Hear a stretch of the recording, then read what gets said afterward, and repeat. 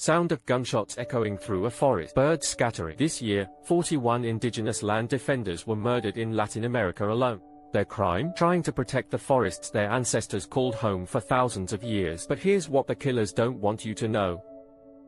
These aren't just random acts of violence. This is systematic extermination. Aerial view of pristine rainforest stretching to the horizon. Up to 2.5 billion people, including more than 370 million indigenous people, rely on land they've held collectively for generations. Land that corporations now want to strip bare. Tonight, you'll discover how the fight for ancestral lands became a death sentence.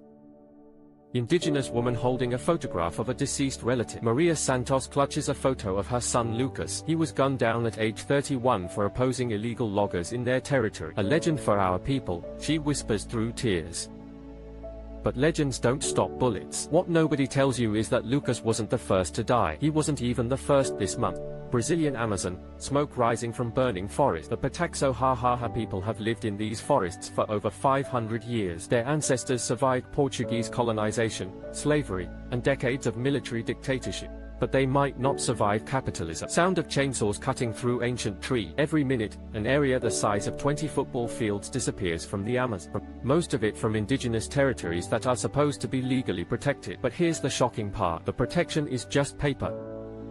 The killing is very real. Graveyard with fresh graves, indigenous families mourning. 25 indigenous Brazilian leaders were murdered in 2023 alone. Their names become statistics. Their killers walk free. The Amazon remains one of the most dangerous places in the world for earth defenders. And this is where everything changes. Corporate boardroom, executives in expensive suits, mining company, logging corporation, cattle ranchers, soy farmers. They don't see forests. They see profit margins. They don't see indigenous people. They see obstacles to remove. Maps showing mining concessions overlapping indigenous territory. New mining projects on indigenous lands cover 223,006 hectares in the Philippines alone. Similar patterns repeat across every continent. The strategy is always the same: ignore indigenous rights, bribe officials, hire armed men. What nobody tells you is that governments are helping them do it. Brazilian Congress in session, lawmakers debating. Brazil's Congress is trying to pass laws that would strip indigenous people of constitutional land rights. Laws written by the same industries destroying the forests. The fox is literally writing the rules for the hen house. But here's what nobody expected. International Criminal Court building in The Hague. Indigenous leaders are fighting back with international law.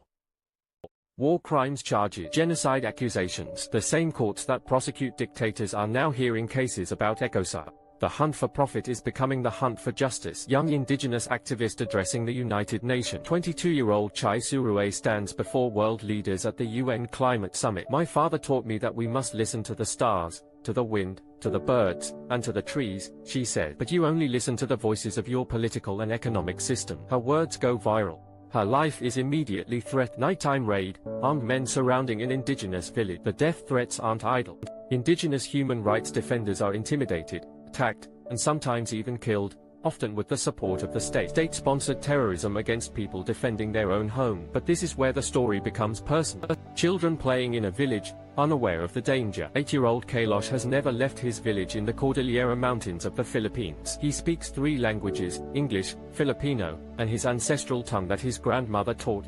He doesn't know that mining companies want to dynamite the mountain where his great-grandfather is buried. Indigenous elder performing a traditional ceremony. For indigenous peoples, land isn't property. It's identity, it's spirituality, it's the physical manifestation of their ancestors' souls. Loss of land and natural resources undermine economic security, socio-cultural cohesion, and human dignity of indigenous peoples around the world. You can't replace a sacred mountain with a check. And here's what nobody tells you. Satellite imagery showing deforestation patterns over decades. Indigenous peoples live in areas that contain around 80% of the planet's biodiversity. They are not just protecting their homes. They are protecting Earth's lungs. Every murdered indigenous defender is a murdered climate activist. Every stolen forest is humanity's stolen future. Police report marked, "Case closed," in red letters. In 2021, at least 27 human rights and environment defenders were killed in Brazil, marking a 69% increase from the previous year. The investigations are cursory. The prosecutions are rare. The impunity is total. It's not just murder. It's licensed murder. But what nobody expected to happen. Indigenous protesters marching on the capital. Thousands of indigenous people from across Brazil descend on Brazilian warriors in traditional dress carrying spears and smartphones. They are fighting 21st century colonialism with 21st century organized. Social media becomes their weapon. International attention becomes their shield. CNN, BBC, Al Jazeera covering the protest. For the first time, the world is watching. The systematic genocide can no longer hide in remote forests. Every murdered activist becomes global news. Every destroyed village becomes an international incident. But here's the shocking part. Corporate executives at a crisis management meeting. The companies respond by hiring better PR firms. They start calling deforestation sustainable development. They call land theft economic opportunity. They weaponize language the same way they weaponize guns. The propaganda war is as brutal as the shooting war. Philippines, indigenous activists being arrested. In the Philippines, indigenous people who oppose mining are labeled terrorists by their own government. Defending your homeland becomes an act of treason. Legal persecution replaces outright assassination. Prison becomes the new bullet. And this is where everything changes. International lawyers preparing legal documents. Indigenous communities are taking their cases to international courts. War crimes. Crimes against humanity, environmental genocide. They are turning from victims into prosecutors. The hunters are becoming the hunted. California governor signing land return documents. June 2024, California announces the return of over 2,800 acres of ancestral land to the Shasta Indian Nation. The first victory in centuries, a crack in the colonial war. But what nobody tells you is how rare this is. Global map showing indigenous land claims vs actual control. Indigenous peoples once controlled entire continents. Today, they legally own less than 20 of their ancestral territories. The largest theft in human history happened so gradually that nobody noticed. Children in a classroom learning about indigenous history. The textbooks call it manifest destiny, civilization, progress. They don't call it what it was, the systematic extermination of entire cultures for profit. The same playbook being used today. Corporate lawyer explaining legal strategy. Indigenous rights are an obstacle to development, the lawyer explains to mining executives. Our job is to remove obstacles. They are not hiding their intention, they are celebrating them. Night vision footage of armed men entering a village. The violence is escalating. In Asia, 468 defenders were murdered between 2012 and 2023. Most cases never reach international news. The killing has become routine, industrial, efficient. But here's what nobody expected. Young indigenous activists using drones and satellites. Generation Z indigenous activists are fighting back with technology. Drones document illegal logging. Satellites track deforestation in real time. They are turning Silicon Valley innovations against Silicon Valley investors. The digital revolution is becoming the indigenous revolution. International court hearing, indigenous testimony. For the first time in history, indigenous voices are being heard in the world's highest courts. The people who were never allowed to testify are now providing evidence for prosecution. The silenced are breaking their silence. And this is where the story becomes urgent. Climate scientists presenting data on global warming. Scientists confirm what indigenous people always knew: destroying forests will kill us all. The fight for indigenous land rights isn't just about justice, it's about species survival. Every murdered forest guardian is a murdered climate defender. Brazilian indigenous leader addressing camera direct. Those who have territory have a place to go back to. And those who have a place to go back to have a mother, a lap, and a cure, says Davi Kopanawa, Yanomami shaman. His words carry the weight of 50,000 years of human wisdom. But wisdom doesn't stop bullets. Emergency room, indigenous activist recovering from gunshot wounds. 28-year-old indigenous teacher Ariyuru Iuwawa was shot dead for opposing illegal loggers. His killer was sentenced to 18 years in prison. One conviction among hundreds of murders. A drop of justice in an ocean of impunity. What nobody tells you is that the killing continues while the killers serve their time. Funeral ceremony, traditional indigenous mourning ritual. Each funeral isn't just for one person, it's for an entire way of life dying. When indigenous elders are murdered, entire libraries of traditional knowledge disappear forever. Languages that survived centuries of oppression die with their last speakers. But here's the shocking part. Corporate profits soaring while indigenous communities suffer. The companies destroying indigenous lands are making record profits. Their stock prices rise with every acre cleared.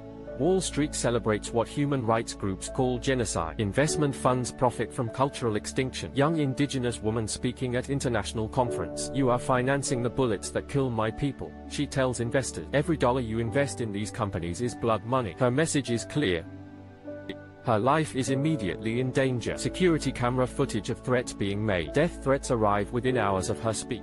Her address is posted online. Her family goes into hiding. Speaking truth has become a capital offense. And this is where everything changes. International divestment movement gaining momentum. Universities divesting from mining company. Pension funds pulling out of logging corporation. Banks refusing to finance deforestation. The financial tide is slowly turning. Money is choosing conscience over profit, but slowly might be too slowly. Aerial view of vast cleared land, stumps where ancient forests stood. Every day of delay costs more lives, more forests, more futures.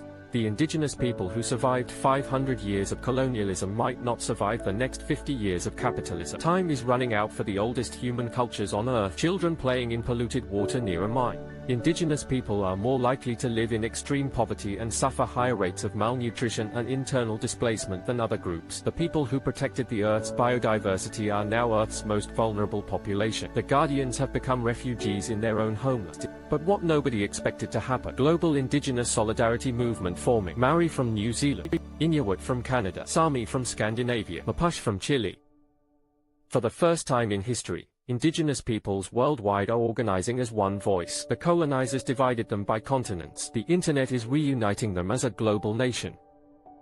International Indigenous Rights Declaration being signed. The United Nations Declaration on the Rights of Indigenous Peoples becomes international law. Paper promises that might become real protection.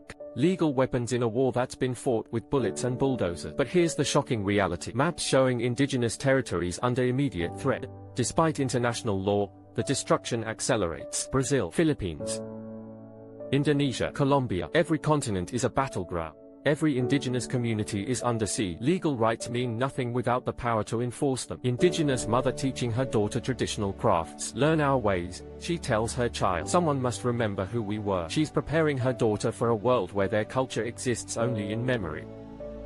Cultural preservation becomes cultural resurrection, and this is where the story becomes prophetic. Climate disaster footage from around the world. Floods, droughts, hurricanes, forest fires. Everything indigenous peoples warned would happen is happening. The people dismissed as primitive had the most advanced understanding of natural systems.